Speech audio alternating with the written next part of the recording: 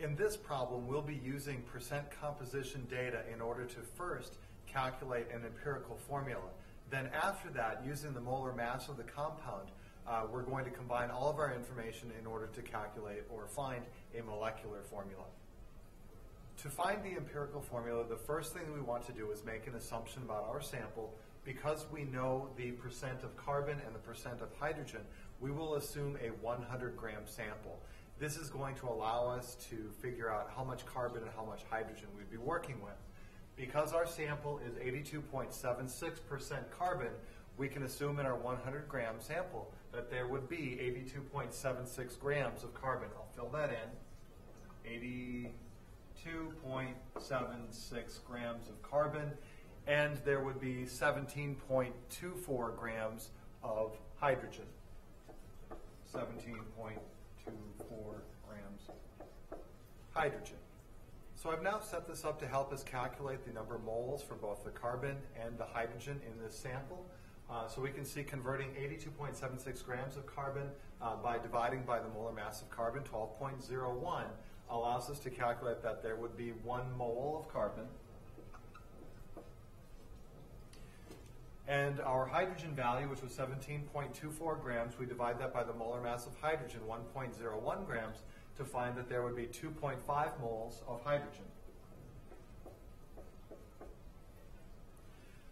Finding these mole amounts allows us to determine the ratio of carbon atoms to hydrogen atoms in this compound, and we can see that with a 1 to 2.5 ratio, if we multiply both values by 2, this will allow us to come up with whole numbers. So our empirical formula will work out to be a ratio of 2 to 5, and we would write the empirical formula C2H5.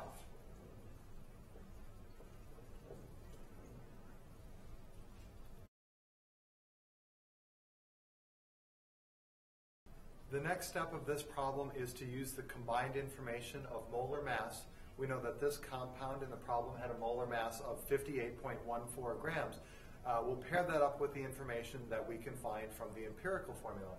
We just figured out the empirical formula for this compound was C2H5.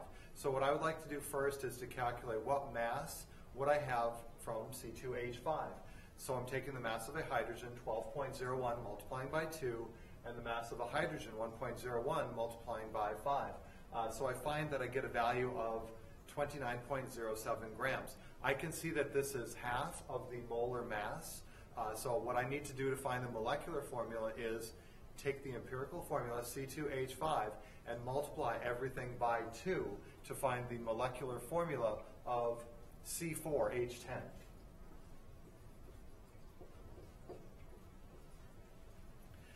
Now, a quick check of this would reveal that I have the correct answer. I can take 4 times 12 from the carbons to find 48, 1 times 10 from the hydrogens to get an additional 10 grams.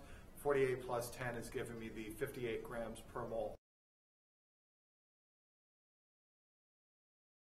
So from the molecular formula data, we can figure out a structure of this molecule. One possible way to arrange the 4 carbons and 10 hydrogens would be to produce a straight chain alkane. We can see that there are 4 carbons bonded together by single covalent bonds, and then the remainder of the bonds for each carbon are going to be taken up by hydrogen atoms. We can see that there are 3 hydrogens on terminal carbons, and carbons within the chain will have 2 hydrogens bonded to them.